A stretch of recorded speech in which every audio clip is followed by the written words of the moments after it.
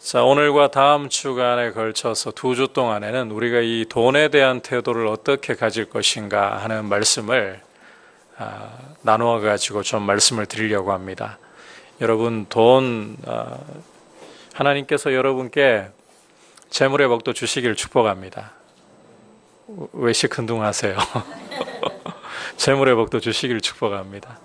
하나님이 재물 얻을 능을 주셔야 이 재물도 얻는 것입니다. 우리가 몸부림을 친다고 해가지고 돈을 우리 손에 많이 쥘 것 같지만 그렇지 않아요. 재물을 얻는 것도 은사입니다. 하나님께서 이 돈을 벌게 하시는 사람들이 또 있어요. 그래서 재물을 소유하고 또 재물을 가지고 있는 것이 하나님이 주시는 부수적이지만 복을 누리는 부분입니다. 그래서 하나님께서 여러분들에게도 필요한 재물을 맡겨주시기를 바랍니다. 자, 그러나 중요한 것은 돈을 가지는 것보다 어떻게 잘 사용하느냐, 이게 정말 중요한 문제입니다. 오늘 이 돈에 대한 태도, 우리가 먼저 2가지를 좀 살펴볼 텐데요. 첫 번째는 한번 따라합시다. 돈을 하늘에 쌓아야 합니다. 돈을 하나님께서 맡기실 때 하늘에 쌓아둘 줄 알아야 돈을 제대로 대할 수 있는 것입니다. 자, 우리 함께 19절 다시 읽어보겠습니다. 시작. 너희를 위하여 보물을 땅에 쌓아두지 말라. 거기는 좀과 동록이 해하며 도둑이 구멍을 뚫고 도둑질을 하느니라. 자, 주님께서 방금 읽은 말씀에서 보물을 땅에 쌓아두지 말라. 여기 보물이라고 말씀하고 있는 표현은 여러분께서 이 문맥 속에서 읽어보면 24절로 가서 보시면 재물이라는 표현을 쓰고 있죠. 그래서 이 보물을 재물로 바꾸어서 읽으셔도 되고 쉽게 돈이라고 읽으셔도 됩니다. 돈을 땅에다가 쌓아놓지 말라. 자, 왜 땅에 쌓아놓지 말라고 하시는가? 땅에 쌓아놓으면 좀이나 녹이나 또 도둑이 해하거나 도둑질 해가기 때문이다. 고대에 보면 이 돈의 가치가 있는 것들이 이 옷이라든지 또 금이나 은과 같은 그런 귀금속들이잖아요. 이러한 것들에는 이 좀이 먹고 또 보면 이 녹이 끼어가지고 이 상하고 부패할 수 있거든요.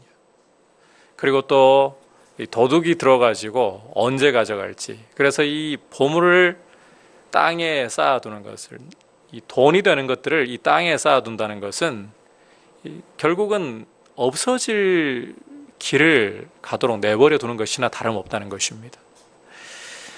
여러분, 그 피라미드를 잘 알고 계시죠? 이집트의 피라미드. 이 피라미드는 과학적으로 상당히 견고하고 안전한 무덤입니다. 심지어 어떤 사람들은 당시 기술로 어떻게 그와 같이 견고한 피라미드를 만들 수 있었는지 외계인이 도와준 것 아닌가, 그렇게 생각할 정도로 당시 어떻게 이런 견고한 건축물을 만들었나 감탄합니다. 이집트가 보면 고대 근동 지역의 최강자로서 제법 오랫동안 군림을 했던 시절이 있지 않습니까? 따라서 이집트의 왕들의 경우는 큰 부와 권력을 누렸고, 자, 이렇게 누리고 있던 부와 권력을 이제 다 내려놓고 죽을 때가 다가오니까 참 아깝죠. 그냥 가려니까 어떻게 하는가 하면 이걸 무덤 속에 다 가지고 가는 거예요. 그래서 또 이 무덤이 도둑 들지 못하도록 견고하고 아주 안전하게 만들어야 되니까 이 만들어낸 구조물이 바로 피라미드입니다. 외계인이 도왔다 할 정도로 그렇게 당시 기술로는 어떻게 이렇게까지 견고하게 만들 수 있을까?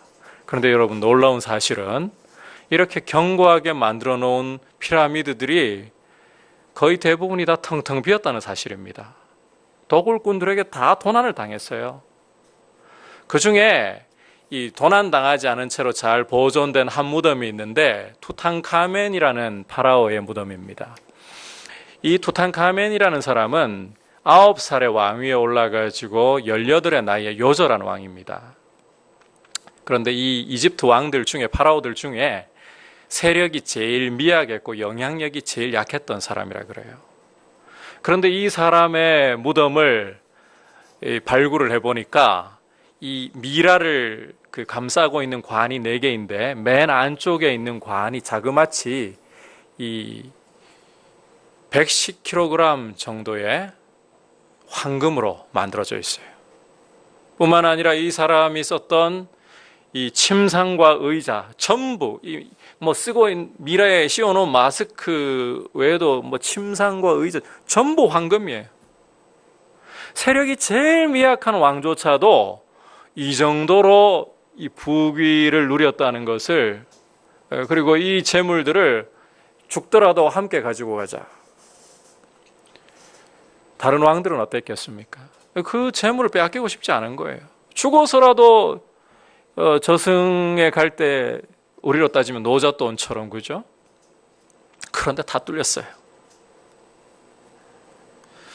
혹시 고대 기술이니까 이렇게 생각하실 분 계십니까? 현대에는 우리가 은행도 있고 손해보험도 있고 안전한 여러 가지 장치들이 많이 있어가지고 위험도를 줄일 수 있다고요? 여러분, 월스트리트 같은 경우는 세계 금융의 심장부라고 할 수 있지 않습니까? 2008년에 이 리먼 사태라고 1930년 세계 대공황 이래로 가장 이 세계 경제를 뒤흔들어 놓았던, 이게 그 세계 금융의 심장이라고 불렸던 월스트리트에서 터져버렸습니다. 오바마 행정부에서 이 문제를 수습하기 위해 갖은 애를 써가지고 좀 진정을 시켰지만 10년이 지난 지금도 이 전문가들은 아직까지도 제2의 리먼 사태가 또 터져서 세계 경제에 이 충격을 주지 않을까, 아직도 우려가 다 씻겨나가지 않았습니다. 과거와는 다르지만 재물을 이 땅에 쌓아놓는 것이, 돈을 이 땅에 쌓아둔다는 것이 결코 안전하지 않다는 방증인 겁니다. 따라서 여러분, 돈을 이 땅에 쌓아놓는 것은 지혜로운 길이 아니라는 거예요. 자, 그렇다면 어디에다가 쌓아놓아야 안전한 것인가? 우리 20절 말씀 함께 읽어볼까요? 시작. 오직 너희를 위하여 보물을 하늘에 쌓아두라. 거기는 좀이나 동록이 해하지 못하며 도둑이 구멍을 뚫지도 못하고 도둑질도 못하느니라. 자, 재물을 땅에다가 쌓아두지 말고 어디에다가 쌓아두라고요? 하늘에다가 쌓아두라. 여러분, 그러면 이제 한번 여쭤보겠습니다. 재물을 땅에 쌓아놓지 말고 하늘에 쌓아두라. 그러면 우리 그리스도인들은 저축을 해서도 안 되고 부자가 되어서도 안 되고 하늘에다 쌓아두라 했으니까 교회 와가지고 헌금을 돈이 있는 족족 죄다 다 드리라, 이런 말씀을 주님이 하고 계시는 건가요?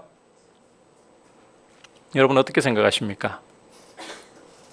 실제 그렇게 이 말씀을 해석해 가지고 헌금을 드리세요 강조하는 분들도 계시잖아요. 그러면 복 받는다고. 자, 그런데 여러분, 여기 이 말씀은 그런 의미로 주님이 주고 계시는 게 아닙니다. 자, 우리 그리스도인들의 경우는 미래를 대비하기 위해서 저축을 하는 것 자체를 죄악시할 이유가 전혀 없습니다. 부자가 되는 것을 주님이 금하시는 것도 아닙니다. 여러분, 우리가 성경에서 경건한 의인들, 아주 거부였던 사람들 2사람 당장 떠오르는 사람 없습니까? 욥 같은 사람, 동방에서 이 최고의 부자라고 할 정도잖아요. 또 거부한 사람 더 생각나는 사람 없습니까? 믿음의 조상 아브라함, 그 집에서 한번 생각을 해보세요. 사병을 318명 기를 정도였다. 우리나라 지금 저출산 문제가 상당히 심각하잖아요. 이제는 한 명꼴도 제대로 낳지 않을 정도로 지금 출산 문제가 심각한 지경에 이르렀고, 인구 절벽으로 지금 이미 치달아 있는 상태인데 왜 그렇게 저출산으로 흘러가 버리게 되었습니까? 제일 큰 문제가 뭔가요? 자식을 많이 낳으면 먹여 살리기가 힘드니까. 애들 교육시키고 키우는 건 너무 힘드니까. 그런데 한 집에서 318명의 식구 다 제외입니다. 종들 다 제외입니다. 318명의 가신을, 군사로 쓸만한 사람들을 키웠다. 도대체 돈이 얼마나 많은 건가요? 저는 계산이 안 돼요.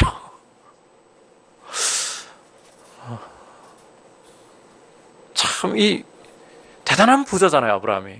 이런 거를 보면, 자, 땅에다가 이 보물을 쌓아두지 말라, 돈을 쌓아두지 말라, 이 저축을 하지 말거나 부자가 되지 말라, 이런 뜻으로 주님이 하시는 말씀이 결코 아니에요. 종교개혁자인 칼빈도 그리스도인의 저축을 권장했습니다. 자, 그렇다면 도대체 땅에 쌓아두지 말고 하늘에다가 이 보물을 쌓아두라. 무슨 뜻인가? 자, 이것은 재물에 대한 사용을 가리키는 거예요. 우리 함께 21절 말씀 읽어보도록 할까요? 시작.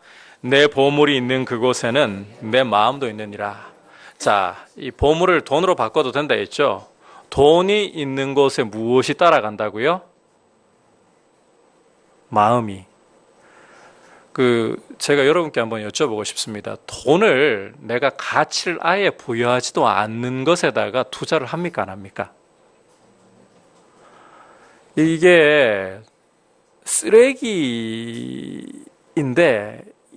이 쓰레기가 어디 쓸모 있다면 몰라도, 그야말로 쓰레기에다가 우린 쓰레기에다가 가치를 부여하지 않잖아요.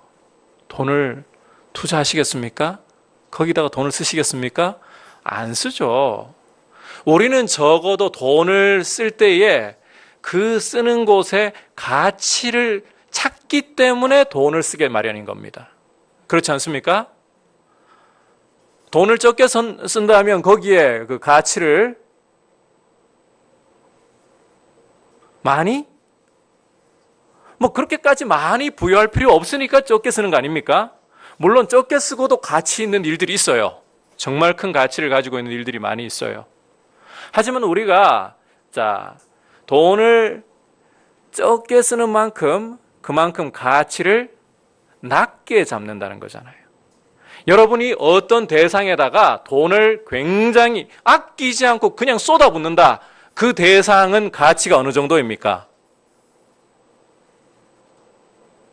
별로 없나요? 적어도 내 마음만큼은 그 대상을, 돈을 쏟아붓는 대상을 그만큼 귀하게 값지게 여긴다. 그렇지 않습니까? 맞죠? 네. 그러니까 이 돈이 가는 곳에 마음이 간다는 말이 주님 말씀이 맞을 수밖에 없는 거예요. 따라서 이 하늘에다가 돈을 쌓아두라, 보물을 쌓아두라, 이 말씀은 돈을 정말 가치 있게 잘 사용하라는 거예요. 가치 있는 곳에다가 돈을 흘려보내라는 이 말씀을 하고 있는 거예요. 저축하지 말라, 부자 되지 말라, 돈이 있는 족족 헌금 교회에다가 다 갖다 바쳐라, 이런 말씀을 하고 있는 것이 아니라 가치를 두는 곳에다가 우리는 돈을 쓰게 마련입니다. 정말 소중하게 여기는 일이 있다면 우리는 거기에 물질을 아끼지 않고 할 수 있는 대로 계속 쏟아붓습니다.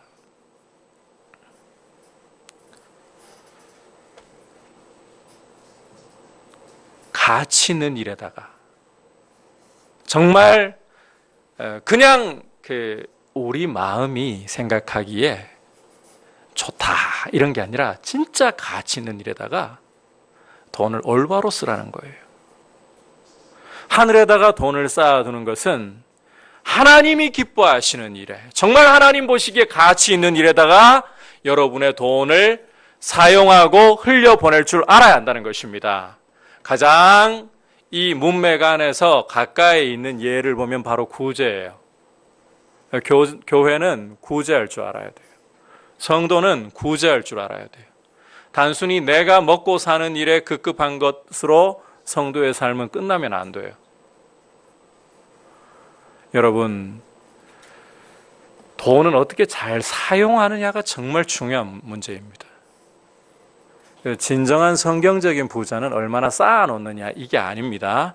누가복음 12장으로 가보시면 여러분께서 어리석은 부자 비유를 읽으실 수가 있어요. 어떤 한 사람이 주님께 중재를 요청하거든요. 내 형과 나 사이를 좀 중재해 주십시오. 형이 재산을 나하고 제대로 좀 나눌 수 있도록 중재를 해 주십시오. 그러자 주님께서 누가 나를 재판관으로 세웠느냐 하시면서 비유를 하나 드시는데, 어떤 부자가 있습니다. 이 부자가 기본 재산이 많으니까 부자라고 부르잖아요. 그런데 그 해에 이 농사가 너무 풍작인 거예요. 그래서 이 곡식을 거두고 보니까 기존의 창고에는 쌓아둘 공간이 부족할 정도입니다. 그래서 있던 이 곡간을 허물고 더 크게 이 곡간을 짓고는 거기에다가 이제는 곡식을 다 쌓아놓고는 하는 말이, 여러 해 동안 쓸 곡식을 쌓아두었으니 내 영혼아 먹고 마시고 즐기자. 자, 돈을, 그 당시에 곡식 그러면 다 돈이잖아요. 돈을 이 넘치도록 여러 해 동안 그냥 먹고 놀아도 충분히 살 정도로 이 창고에 가득가득 채워놨습니다. 그래서 먹고 마시고 즐기자. 그럴 때 하나님이 그 부자를 향해서 뭐라고 부르시느냐? 어리석은 자야. 돈을 많이 쌓아놓았다고 여러분, 그게 하나님 보시기에 복이 있는 게 아닙니다. 그게 정말 부자의 조건이 아닙니다. 성경이 말씀하는 진정한 부자의 조건을 한번 따라 합시다. 돈을 가치 있는 곳에 쓸 줄 아는 것입니다. 여러분, 저나 여러분은 진짜 부자들입니다. 이 자리에 우리 집은 돈 없어가지고요, 매월 월말만 되면 간당간당 늘 쫓기고 살아가는데요. 좀 한 달에 걱정 없이 좀 생활비 넉넉하게 사고 싶은 것 좀 다 사고 그렇게 좀 살아봐야 그나마 이제 조금 풀린다. 그나마 약간 중산층 진입 이런 거 아닌가요? 여러분, 우리 그리스도인들은 그런 가치관으로 살지 않아요. 그건 세상이 보는 가치관이고, 한번 따라 합시다. 나는 부자입니다. 맞습니까? 아닙니까? 왜 부자입니까? 온 이 우주 만물이 우리 겁니다. 하나님이 만물을 지으셨고 그 하나님이 만물의 주인이시고 우리는 그분의 자녀입니다. 예수의 이름으로 필요하면 이 모든 자원들을, 하늘의 모든 이 자원들을 사용할 수 있는 은혜가 주어져 있습니다. 그래서 우리는 부자예요. 내 손에 돈이 없으면 내 거 아닌가요? 아버지 건데.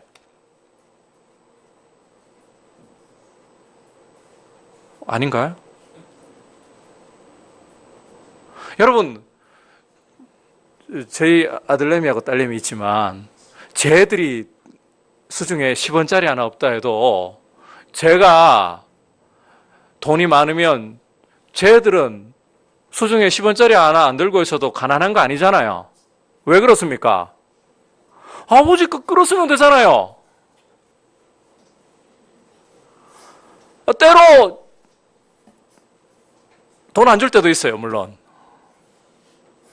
불량식품 사 먹으려고 하면 저 돈을 잘 안 주려고 하잖아요.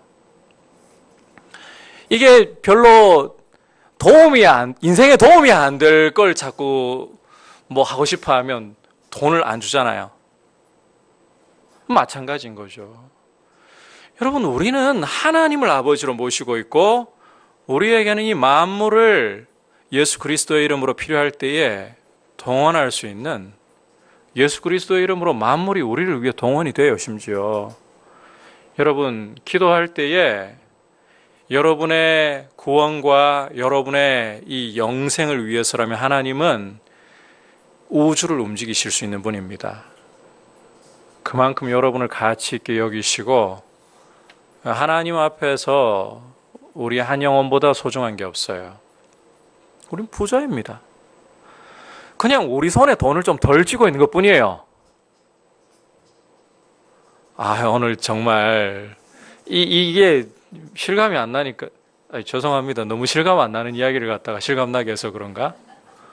진짜 우리는 부자들입니다. 이제 그렇게 생각하세요. 온 우주 만물을 소유하고 계시고 다스리고 계시는 하나님이 우리 아버지시기 때문에, 그래서 우리가 돈을 어떻게 쓰느냐가 중요한 거예요. 여러분이 돈을 하나님이 가치 있게 여기시는 일들에, 귀한 일들에 하나님 뜻을 따라 사용하기 시작할 때에 여러분 주머니가 비어 있도록 내버려 두지 않으실 줄 믿습니다.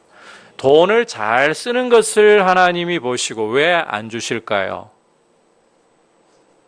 우리가 돈을 자꾸 주머니에 채워 넣으면 엉뚱한 데 자꾸 쓰려는 마음이 많아요. 하늘에다가 보물을 쌓아두라. 이것은 하나님이 기뻐하시고 정말 가치 있는 일에 마음을 두고 거기에 물질을 흘려보낼 줄 아는 이러한 삶을 말씀하고 있는 것입니다. 여러분, 우리가 가치 있는 일들에, 특별히 구제 부분을, 오늘 수요 예배 정도 오신 분들이라면 제가 조금 더 직접적으로 말씀드리고 싶어요. 여러분의 한 달 생활비 가운데 돕는 일에 일정한 몫을 드리고자 작정하고 그렇게 떼어 놓으시고 드리셨으면 좋겠어요. 그게 가치 있는 일을 위해서 살아가는 모습이죠. 교회도 그러하기 때문에 이 구제를 하는 일을 소홀히 해서는 안 되는 거예요. 이러한 부분들에서 더 풍성하게 은혜가 교회에 부어지기를 축복합니다. 자, 이제 두 번째로 재물을 대하는 태도 따라합시다. 하나님만을 주인으로 섬겨야 합니다. 24절 함께 읽겠습니다. 시작. 한 사람이 두 주인을 섬기지 못할 것이니 혹 이를 미워하고 저를 사랑하거나 혹 이를 중히 여기고 저를 경히 여김이라. 너희가 하나님과 재물을 겸하여 섬기지 못하느니라. 자, 방금 읽은 말씀에서 사람은 두 주인을 섬길 수 있다, 없다? 없습니다. 하나님께서 처음 우리 인생을 만드실 때에 하나님을 섬기는 존재로, 하나님께 절대 의존적인 존재로 만드셨기 때문에 여러분, 하나님을 섬기지 않으면 필연적으로 다른 것을, 헛된 것을 주인으로 삼아 섬길 수밖에 없습니다. 나는 돈도 좋아하면서 하나님을 사랑할 수 없어요. 오늘 주님 말씀이 분명하게 보여주는 것은 돈을 섬기든지 하나님을 섬기든지, 여기 24절에 재물이라고 번역을 한 이 맘모나라는 헬라어 단어는 문자 그대로 재물로 나쁜 뜻은 아닙니다. 그런데 이 재물을 우리가 어떻게 대하느냐에 따라서 이것은 완전히 용도가 달라져 버릴 수 있어요. 재물은 여러분 한번 따라 합시다. 섬김의 대상이 아니라 관리의 대상입니다. 돈은 결코 우리가 섬기고 우리가 목매달고 노예가 되어야 할 대상이 아니에요. 여러분께서 반지의 제왕이라는 소설이나 영화를 읽어보시면 골룸이 아주 유명한 대사 있죠. 아무리 흉내를 내려고 해도 소리를 흉내낼 수 없는 My precious, 내 보물. 그 반지, 절대 반지라는 거를 이 끝까지 용암 속으로 떨어져 가면서도 그 절대 반지 손에 들고 웃으면서 용암 속에 빠져들고 결국은 함께 녹아버리잖아요. 우리가 돈을 그렇게 사랑하고 섬겨서는 안 돼요. 돈은 우리가 결코 목매달고 노예가 될 대상이 아닙니다. 돈은 관리해야 할 대상이지 절대로 여러분이 돈의 꽁무니를 쫓아다녀서는 안 된다는 말이에요. 성도가 돈을 잘 다스리고 관리해야지 성도가 돈의 꽁무니를 쫓아다니면 안 돼요. 이 순간부터 우리 마음이 부패하기 시작하는 거예요. 한번 따라합시다. 돈을 사랑함이 일만하게 뿌리가 되나니. 돈 자체는 나쁜 것도 선한 것도 아닙니다. 그런데 돈을 사랑함이, 돈을 대하는 태도가 우리의 삶의 방향을 다르게 바꿔놔버려요. 어떤 사람이 참 멋진 말을 했습니다. 하나님은 섬김의 대상이시고 사람은 나눔의 대상이고 돈은 사용의 대상이다. 다시 한번 말씀드릴게요. 너무 멋진 말이에요. 하나님은 섬김의 대상이시고 사람은 나눔의 대상이고 돈은 사용의 대상이다. 돈을 잘 쓸 줄 알아야 된다는 말이에요. 돈은 잘 쓰라고, 잘 관리하라고 맡겨주신 것이지 결코 우리가 하나님 자리에다 올려두고 돈에다가 우리의 삶의 안정감과 우리의 사랑을 쏟아부으면 안 되는 거예요. 돈이 주인 노릇하게 하지 말고 여러분 돈을 상대화시키십시오. 자, 그렇다면 어떻게 해야 돈을 상대화시키고 돈을 주인으로 섬기지 않을 수 있느냐? 우리 22절, 23절 함께 읽어보겠습니다. 시작. 눈은 몸의 등불이니 그러므로 내 눈이 성하면 온 몸이 밝을 것이요 눈이 나쁘면 온 몸이 어두울 것이니 그러므로 내게 있는 빛이 어두우면 그 어둠이 얼마나 더하겠느냐. 자, 돈 이야기하다가 갑자기 눈 이야기를 하고 계시죠? 여기서 웬 뜬금없는 눈 이야기냐. 자, 여러분, 이 눈이라는 것은 어두우면 우리의 인생 전체가, 온몸이라는 건 인생이라고, 인생 전체를 가리키는 것이라고 보시면 돼요. 자, 눈이 어두우면 우리 인생 전체가 사실 제대로 보이지 않으니까 계속해서 어둠 속에 살 수밖에 없겠죠. 자, 마찬가지로 우리 여기서는 말하는 눈은 육신의 눈을 단순히 가리키는 게 아닙니다. 영의 눈을 가리키고 믿음의 눈을 가리킵니다. 우리가 이 영적으로 눈을 뜨고 믿음으로 눈을 뜨고 있지 않다면 우리 인생 전체가 어둠 속에 더듬고 헤맬 수밖에 없어요. 그러니까 섬기지 말아야 할 대상을 섬김의 대상으로 바꾸어 버리고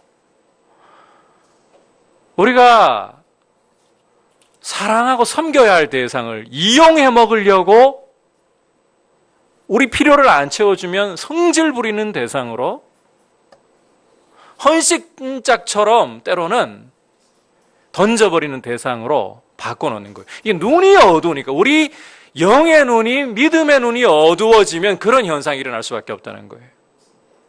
여러분 돈을 관리의 대상으로 하나님만을 경배와 섬김의 대상으로 제대로 모시고 살아가려면 눈이 밝아야 돼요. 믿음의 눈이 밝아야 되는 거예요. 저는 이 자리에 계신 분들 믿음의 눈이 밝아지기를 주의 이름으로 축복합니다. 그러려면 두 가지를 힘쓰십시오. 첫 번째는 여러분 11조 생활을 힘쓰시기를 바랍니다. 아마 이 이야기를 하면 불편한 분들이 계실지 모르겠어요. 근데 수요 예배에 오셨으니까 이 정도는 말씀드려야 될 것 같아요. 여러분 교회가 돈 없어가지고 11조 내라 이런 말씀 결코 드리지 않습니다. 저는 그런 이야기를 들으면 목사인 제가 참기가 힘들어요. 교회에 재정이 부족하니까 11조 안 하던 분들 11조 내십시오. 제일 제가 힘들고 마음이 거북해져요. 여러분 하나님이 돈 없어가지고 헌금하라고 성도들에게 말씀하실까요? 그 뜻이 아닙니다. 헌금은 우리 자신을 위한 것입니다. 여러분 우리가 특히 이 11조와 감사 생활에 충실해야 할 중요한 이유 중에 하나는 하나님께서 우리를 돈에 매이지 않도록 이 돈을 주시는 분이 누구이시고 하나님 앞에 10의 1을 구별해 드림으로써 나한테 있는 이 모든 돈도 하나님이 재물 얻을 능을 주셨기 때문에 이렇게 살아가는 것입니다. 믿음의 고백으로 드리는 거예요.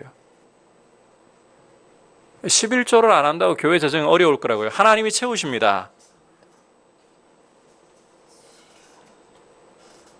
여러분이 돈에 매이지 않으려면 너무 어려워가지고 믿음이 안 된다면 11조 하지 마세요. 경제적으로 너무 어려워가지고 먹고 살기도 쪼달려가지고 겨우 견뎌나가고 계시다면, 그리고 또 주님 앞에 드릴 믿음이 안 된다면 안 해도 돼요. 그런데 적어도 여러분, 먹고 살 수 있죠? 하고 싶은 걸 더 하려니까 힘든 거지. 그렇다면 하나님 앞에서 여러분을 훈련해야 돼요. 돈을 상대화시키는 훈련을 해야 돼요. 11조 훈련을 해야 되는 거예요. 그렇지 않으면 우리는 돈에 매이기 시작합니다. 아마 이런 반론을 이야기할지도 모르겠어요. 젊은 층들은 그런 이야기들을 해요. 신약 성경 어디에, 구약에서는 11조 이야기를 하는데 신약 성경 어디에 11조라는 구절이 있는가요? 아무리 찾아봐도 없던데요. 성경을 조금만 더 잘 읽었으면 좋겠어요. 하루는 바리새인이 주님께 책망을 받는데요. 이런 책망을 하시죠. 그들의 외식을 보시면서, 너희가 박하와 회양과 채소의 근처에 11조를 드리는데 정작 율법의 중요한 바 의와 인과 신은 저버렸다. 그 다음 말씀이 중요합니다. 너희가 이것도 버리지 말고 저것도 하여야 할지니라. 우리 주님이 11조를 더 이상 하지 말라 그러셨나요? 그런 말씀하신 적 없습니다. 그 내용을 버리지 말라는 거예요. 11조를 드리는 그 하나님을 향한 중심, 그게 빠져버리니까 책망을 받는 거죠. 그리고 자, 여러분 제가 한번 여쭤보고 싶어요. 11조 드리라는 말씀 어디 있냐고 따지는데 반대로 11조 드리지 말라는 말씀 어디 있던가요? 신약에. 신약 어디를 찾아봐도 11조 드리지 말라는 말씀 한 군데도 없어요. 그런 기미조차 없어요. 반대로 10의 2, 10의 5, 10의 9 하나님께 왜 못 드립니까? 드리기 싫으니까 핑계가 좋아가지고 11조 이야기하는데 어딨냐고. 없어요? 아니요, 사실은 있어요. 없다고 쳐요. 그러면 11조 드리지 말라는 구절은 어디 있고 왜 우리가 주님께 더 못 드리는데요? 솔직히 우리가 주님 정말 사랑한다면 앞서 이야기했잖아요. 재물이 있는 곳에, 보물이 있는 곳에 내 마음이 있느니라. 여러분, 우리가 주님을 정말 가치 있게 여긴다면 주님 앞에 드리는 게 왜 그렇게 아까워요? 못 드리는 게 늘 죄송할 뿐이죠. 11조 드릴 형편이 못 되시는 분들은 오늘 매일하고 드리는 말씀이 아닙니다. 주님 앞에요, 감사의 제목, 빈 봉투라도 괜찮아요. 감사의 제목, 주님이 내 삶을 어떻게 돌보시는지 그 감사의 제목 그냥 드려도 주님은 그 봉투, 빈 봉투로 안 보십니다. 여러분, 이 훈련을 해야 돼요. 그래야 돈을 주인으로 보지 않게 돼요. 눈이 밝아질 수 있게 되는 거예요. 종교개혁자인 루터는 돈주머니에 불 받아야 된다 그랬어요. 성령의 불을 받아야 된다. 그게 진짜 믿음이라 그래요.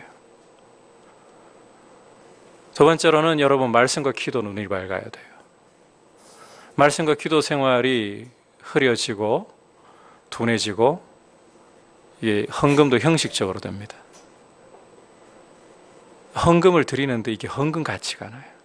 하나님 주신 건지 그냥 형식적으로 드리는 건지. 우리는 정말 하나님 앞에서 돈을 대할 때에 하나님이 주셨구나, 내가 정말 섬겨야 할 분은 하나님이시구나, 이게 눈이 밝아서 보여야 되는 사람들입니다. 이게 안 보이는 게 우리 그리스도인들의 고통입니다. 이게 안 보이니까 우리 목사들도 타락한 겁니다. 목사들도 예외가 없어요. 여러분, 누구를 섬길 것인가? 우리가 섬겨야 할 분은 하나님이시지 결코 돈이 아닙니다. 골룸처럼 반지를 손에 든 채 용암 속으로 떨어져 죽어가는 상황 속에서도 미소를 짓는 이런 어리석음을 취해서는 안 돼요. 탐욕이 눈을 가린 모습입니다. 믿음의 눈을 주님 밝히셔서 하나님만을 진정한 주인으로 섬길 수 있기를 주의 이름으로 축복합니다.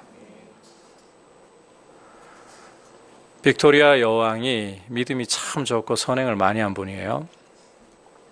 평민들과 자주자주 대화를 나누고 했다고 합니다. 이분이 참 믿음 좋은 과부 한 분을 자주 찾아갔다 그러는데, 하루는 찾아가서 이야기를 나누면서 이런 질문을 던졌어요.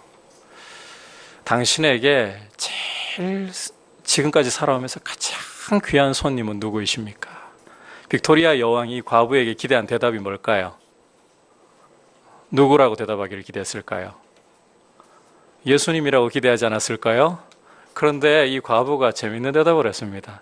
여왕님, 바로 당신이십니다. 여왕이 실망을 했어요. 아니, 예수님이라고. 믿음 정말 좋은 과부니까 입에서 예수님이라고 대답할 줄 알았거든요. 아니, 왜 나라고 대답을 합니까? 예수님 아닙니까? 반문을 했어요. 그때 이 과부가 이런 대답을 했다고 합니다. 예수님은 손님이 아니라 제 주인이시고 이 집에 처음부터 함께 해 오셨던 분이십니다. 여러분, 주님이 우리의 주인이시지 돈은 결코 우리의 주인이 되어서는 안 됩니다. 돈은 관리의 대상, 사용의 대상이지 섬김의 대상이 되면 안 됩니다. 우리가 하나님 앞에서 이 문제는 경건의 실제적인 문제입니다. 성경보다 돈을 많이 이야기하는 것이 없습니다. 경건의 실제적인 모습은 돈주머니에 불을 받는 것으로부터 나타나야 됩니다. 하나님 앞에서 우리가 돈을 어떻게 사용할 줄 알 것인가, 이 문제를 놓고 경건에 대해서 제대로 우리가 고민하고 제대로 하나님 앞에 서갈 수 있기를 축복합니다. 같이 이 시간 기도합시다.